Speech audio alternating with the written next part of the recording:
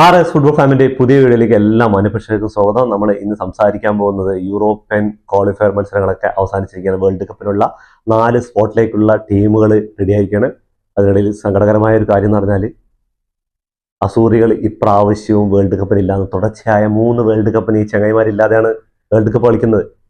അപ്പോൾ ഈ world cup 2026 world കപ്പിലേക്ക് ഒരു പ്രതീക്ഷ ഉണ്ടായിരുന്നു. അവർ അവസാന മത്സരത്തിൽ വിജയിച്ചിട്ട് കയറി വരുന്നത്. അവസാനത്തെ മത്സരത്തിൽ ബോസ്നിയോട് സമനിലയിൽ പിരിഞ്ഞ് 1-1 സമനിലയിൽ പിരിഞ്ഞ് പെനാൽറ്റി ഷൂട്ടൗട്ട് എക്സ്ട്രാ ടൈമും കഴിഞ്ഞ് പെനാൽറ്റി ഷൂട്ടൗട്ട് വന്നപ്പോൾ പെനാൽറ്റി ഷൂട്ടൗട്ടിൽ ബോസ്നിയൻ്റെ താരങ്ങളൊക്കെ കൃത്യമായിട്ട് പെനാൽറ്റി എടുത്തപ്പോൾ കഴിച്ചത് അസൂറികൾക്കാണ്. വീണ്ടും മൂന്നാമതും അവർ വേൾഡ് കപ്പ് കാണാതെ പുറത്താവണം. ഇനി ആ ഒരു ചാൻസേ ഉള്ളവർക്ക്. ഇറാനെങ്ങാനും യുദ്ധത്തിൻ്റെ വീതിയിൽ നിന്നുള്ള പ്രശ്നങ്ങളൊക്കെ കാരണം ഇറാനെങ്ങാനും പിൻവാങ്ങുകയാണെങ്കിൽ ചുളിവിലൂടെ കയറാന്നുള്ള ഒരൊറ്റ ഇനിയുള്ളൂ അവർക്കൊരു പ്രതീക്ഷ. അത് എനിക്ക് തോന്നുന്നില്ല എത്രമാത്രം അത് പ്രായോഗികമാകുന്നു എനിക്ക് തോന്നുന്നില്ല. എന്താ കാരണം എന്ന് പറഞ്ഞാൽ ഇറാൻ ഒരിക്കലും വേൾഡ് കപ്പ് ഒരു മത്സരം ഒരിക്കലും വിട്ടു നിൽക്കില്ല. എന്ത് യുദ്ധം ഏതുവരെ പോണ യുദ്ധങ്ങളൊന്നും ഒരുപാട് കാലം നീളാതിരിക്കട്ടെ, പെട്ടെന്ന് സമാധാനത്തിന്റെ പാതയിൽ വരട്ടെ എന്ന് നമ്മളിപ്പോൾ UAE ഇരിക്കുന്നവർക്കൊക്കെ അറിയാം. അതിന്റെ പ്രശ്നങ്ങളും കാര്യങ്ങളും നാട്ടിൽ തന്നെ വിലക്കയറ്റവും കാര്യങ്ങളൊക്കെ ആയിട്ട് അതിൽ ബുദ്ധിമുട്ടുണ്ട്. യുദ്ധം നമ്മുടെ അടുക്കളയിൽ വരെ എത്തിയിരിക്കുക എന്നുള്ള കാര്യമാണ്. അപ്പോൾ അത് എത്രയും പെട്ടെന്ന് അവസാനിക്കാനുള്ള പ്രാർത്ഥിക്കുക എല്ലാവരും. അപ്പോൾ ഇന്നലെ നടന്ന 4 മത്സരങ്ങളിൽ വളരെ കാലത്തിന് ശേഷം 24 വർഷങ്ങൾക്ക് ശേഷം തുർക്കി വന്നിരിക്കുകയാണ് വേൾഡ് കപ്പിന്. അതേപോലെ തന്നെ ചെക്ക് റിപ്പബ്ലിക്കും വേൾഡ് കപ്പിന് എത്തിയിരിക്കുകയാണ്. അതേപോലെ തന്നെ എല്ലാവരും പ്രതീക്ഷിക്കാത്തൊരു ടീമുണ്ടായിരുന്നു, ബോസ്നിയ. ബോസ്നിയാണ് ഇറ്റലിയെ പരാജയപ്പെടുത്തിയിട്ട് അവർ വേൾഡ് കപ്പിന് എത്തിയിരിക്കുന്നത്. അതേപോലെ ഇന്നലെ കൊസോവോ അവർക്ക് തുർക്കിയെ പരാജയപ്പെടുത്തുകയാണെങ്കിൽ വേൾഡ് കപ്പ് യോഗ്യത അവരുടെ സ്വപ്നമായിരുന്നു. പക്ഷേ അത് തുർക്കി 1-0 വിജയിക്കുകയാണ്. മത്സരങ്ങൾ നോക്കിക്കഴിഞ്ഞാൽ കൊസോവോ വേഴ്സസ് തുർക്കി മത്സരത്തിൽ തുർക്കി 1-0 വിജയിക്കുന്നത്. 53 മിനിറ്റാണ് തുർക്കി ആകെ ഒരൊറ്റ ഗോളിലാണ് അവർ വിജയിക്കുന്നത്. ഒരുപാട് ശ്രമിച്ചിട്ടുണ്ട് സെക്കൻഡ് ആ ഒരു സമനിലയ്ക്ക് വേണ്ടിയിട്ട്. പക്ഷേ തുർക്കിയുടെ ഡിഫൻസിന് മുന്നിൽ അവർ പതറിപ്പോയി തന്നെ പറയാം. ഒന്നും ചെയ്യാൻ പറ്റാത്തൊരവസ്ഥയിൽ അവർ വിട്ട വാങ്ങുകയാണ് വേൾഡ് കപ്പിൽ യോഗ്യത നേടാതെ.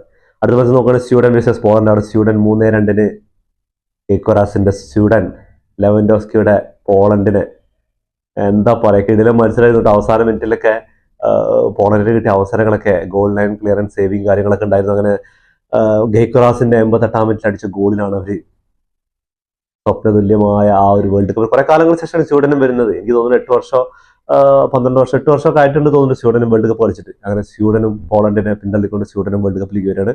അടുത്ത മത്സരം നടന്നത് ബോസ്നിയ വേഴ്സസ് ഇറ്റലിയാണ്. 1-1. അതിൽ 40 സംതിങ് മിനിറ്റുകളിൽ 41-ാം മിനിറ്റിൽ അങ്ങനെ ബസ്റ്റോണിക്ക് റെഡ് കാർഡ് കിട്ടുണ്ടായി. അതിലാണ് ഇറ്റലി അതുവരെ ഇറ്റലി മുന്നിൽ നിന്ന് 79-ാം മിനിറ്റിലാണ് ബോസ്നിയ ആദ്യ ഗോൾ അടിക്കുന്നത്. അങ്ങനെ 1-1 സമനിലയാവണം. എക്സ്ട്രാ ടൈമിലും പോകണം. എക്സ്ട്രാ ടൈമിലും ഒന്നുമില്ല. അങ്ങനെ പെനാൽറ്റി ഷൂട്ടൗട്ട് വന്നപ്പോൾ 4-1 മാർജിനിലാണ് ബോസ്നിയയുടെ താരങ്ങൾ. അത്രയും അവരെന്താ പറയുക, അവർ ആ ഒരു പക്വതയോടെ എടുത്ത പെനാൽറ്റിയിൽ ഡൊണറുമയെ പരാജയപ്പെടുത്തിക്കൊണ്ട് കിടിലൻ ഗോൾ സ്കോർ ചെയ്യുകയാണ്. അവിടെ ആകുമ്പോൾ റോക്കറ്റ് വിട്ട പോലെ ഇറ്റലിയിലെ താരങ്ങൾ പുറത്തേക്ക് അടിച്ച് കളഞ്ഞ ഗോളുകൾ. അടുത്ത മത്സരം നോക്കുകയാണെങ്കിൽ ചെക്ക് റിപ്പബ്ലിക് ഡെൻമാർക്ക് കിടില മത്സരമായിരുന്നു. 2-2 സമനില 1-1 സമനില എക്സ്ട്രാ ടൈമിലേക്ക് പോയി. എക്സ്ട്രാ ടൈമിലും അതേപോലെ ഒരു ഗോൾ 110-ാം മിനിറ്റിൽ അടിക്കുന്നു, 115-ാം മിനിറ്റിൽ തിരിച്ചടിക്കുന്നു. ഡെൻമാർക്കും ചെക്ക് റിപ്പബ്ലിക്. പക്ഷേ ഡെൻമാർക്കിനായിരുന്നു കുറച്ചുകൂടെ ഇതുണ്ടായിരുന്നു. പക്ഷേ പെനാൽറ്റി ആയപ്പോൾ ഡെൻമാർക്ക് എന്താ കാണിച്ചത്, 3-1 മാർജിനിലാണ് അവർ വിജയിക്കുന്നത്.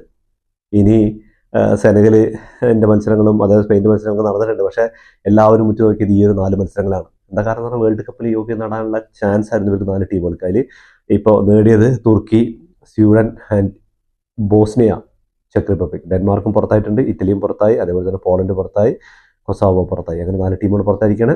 അപ്പോൾ നാളെ ഇടുന്ന വീഡിയോയിൽ നമുക്ക് ഫുള്ളായിട്ടുള്ള ഒരു ഗ്രൂപ്പ് ഘട്ടങ്ങൾ, ഇപ്പോൾ ഏതൊക്കെ ഗ്രൂപ്പ് എന്ന് പറഞ്ഞാൽ ഒരുപാട് ഗ്രൂപ്പുകളിലാണ്.